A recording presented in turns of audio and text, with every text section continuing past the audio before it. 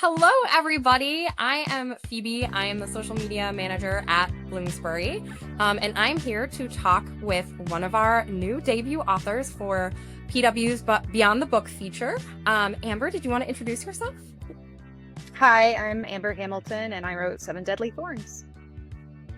Yay! Okay, so in your own words, will you give us a description of Seven Deadly Thorns? It is a gothic, dark academia story inspired by the Brothers Grimm version of Snow White, in which true love's kiss, instead of resurrecting, kills.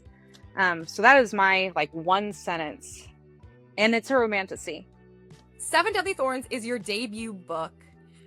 What is it about this specific story that you think kind of made it into your publishing, your start in publishing?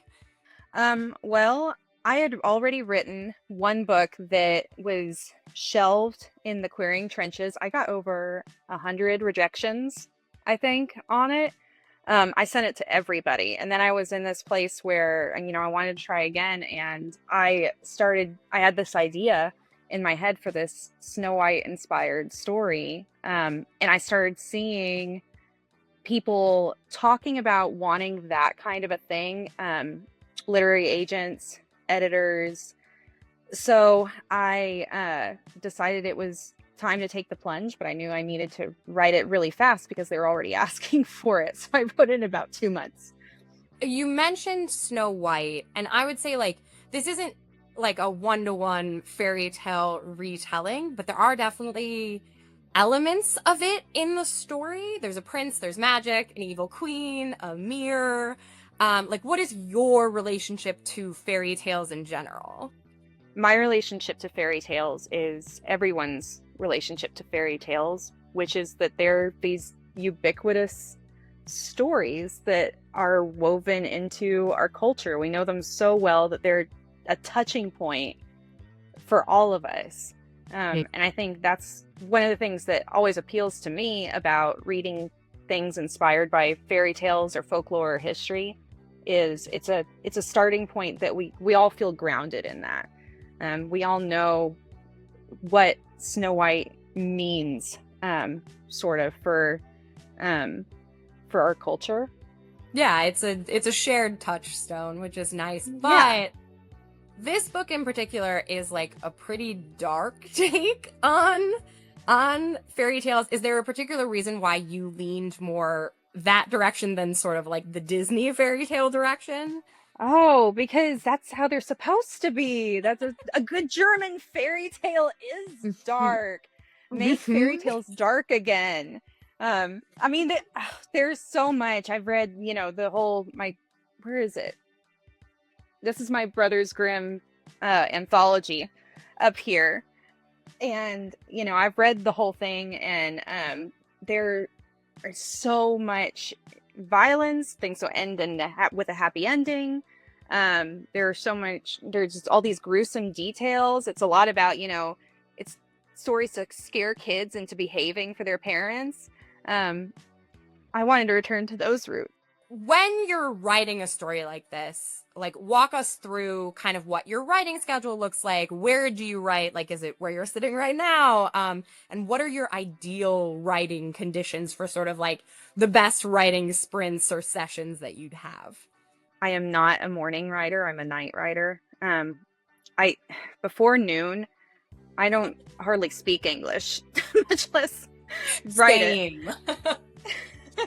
So, it's a lot late into the night, or at least in the afternoon. Sometimes I'm holed up in a dark cave-like room because that helps me focus, and I can lay down on the floor and hide my face, and or I can pace, or I can talk to myself.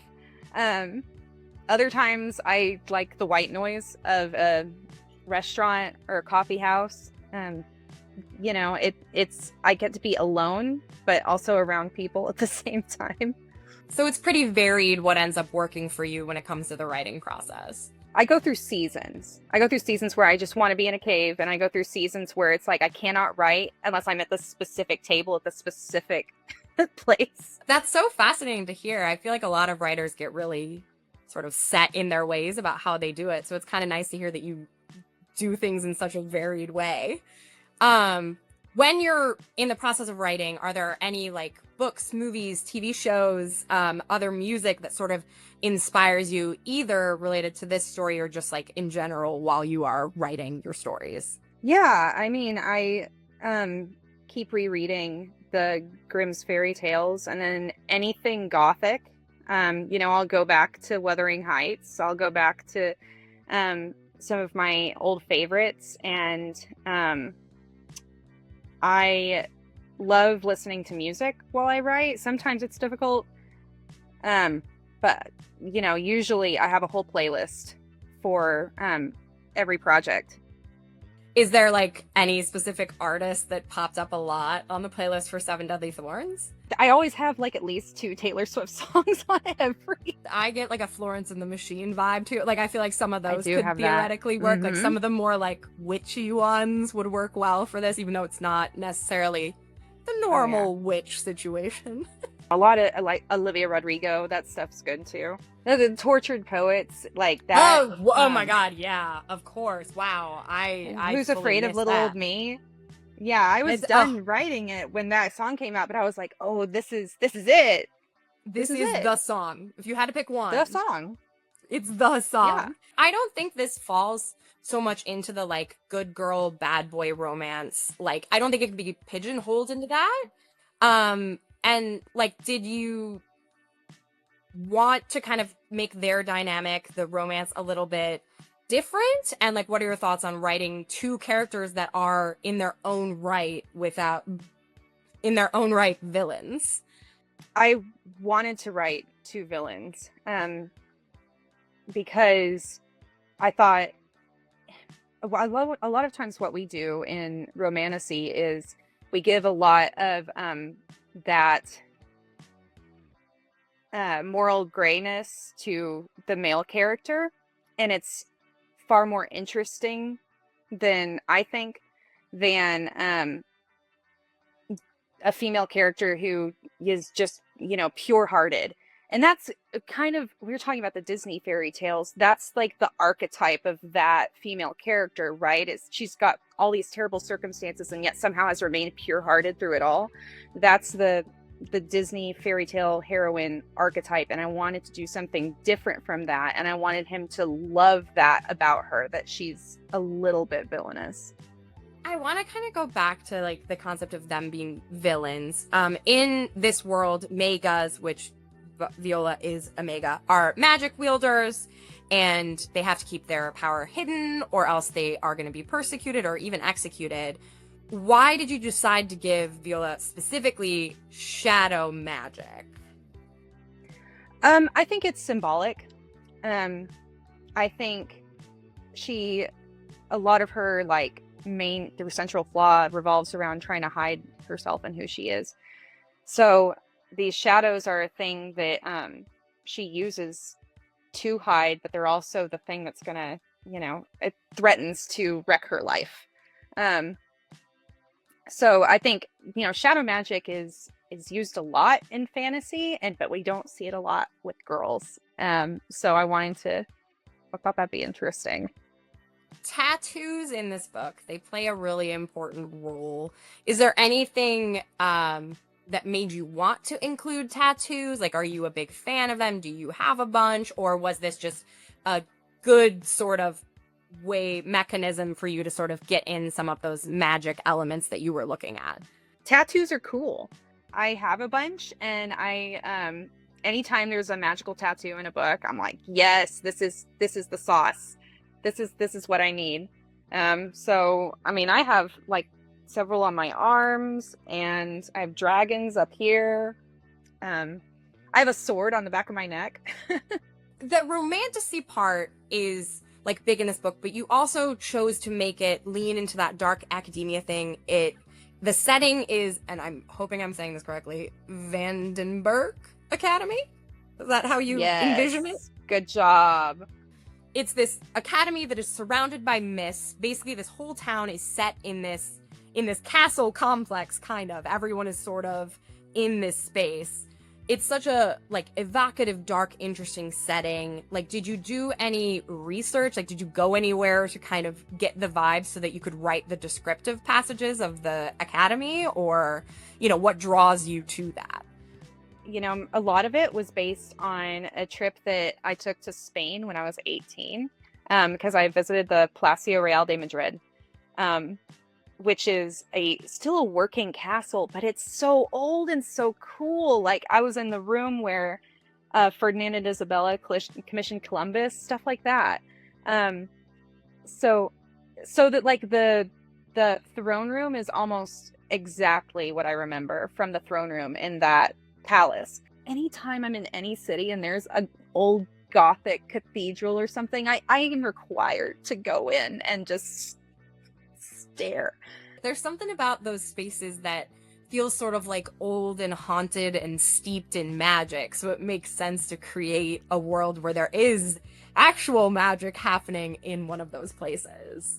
Do you have any advice for anyone who's currently kind of toiling in the trenches, either working on their books, or, you know, out querying to agents, or even, you know, submitting to publishers? Like, do you have any advice for people who are kind of at whatever stage of their author journey they might be? I think the key to making it was audacity, because I saw so many of my friends that were in the trenches with me, and we were all, you know, supporting one another. That's one thing, is you have to have your group. I found that on Twitter back when Twitter was cool. I know there are Discord channels and things like that now, but having a supportive writer network where you're all kind of going through it together was so important. But I saw some of my friends from that have to, you know, they would quit after a while because it just got too much for their mental health. Like, and good for them. It's hard to be rejected that much. I think the difference for me was, one, being willing to write the book of my heart, but also pay attention to the market. And also, for me, the idea of not making it, of not becoming a published author, was more horrible than enduring more rejection. So that's what I think made the difference. It's like there was no world where I was going to quit. You know, what's coming up next for you? Do you have any projects in the pipeline that you're allowed to talk about? People have asked, is it a series? And yes, but not necessarily a sequel. It's same world, different characters. And that's going to be 12 Dark Hours. So that's the next next book. This one, I think, is pulling more elements from Grimm's Cinderella. Ooh. Okay. I feel like diverges even more from the Disney version. Okay, you know what? You do a good job at it. Are you allowed to hint at like which character it follows? Not ones that you see. Okay, so we're not necessarily going back to someone we've met already. Right, yeah. So there are relations there. Okay. You know how it ties in. But it's new characters, same lore. Thanks everyone for watching this Beyond the Book feature and video, and we hope that you are interested in reading Seven Deadly Thorns and can't wait to hear what you think.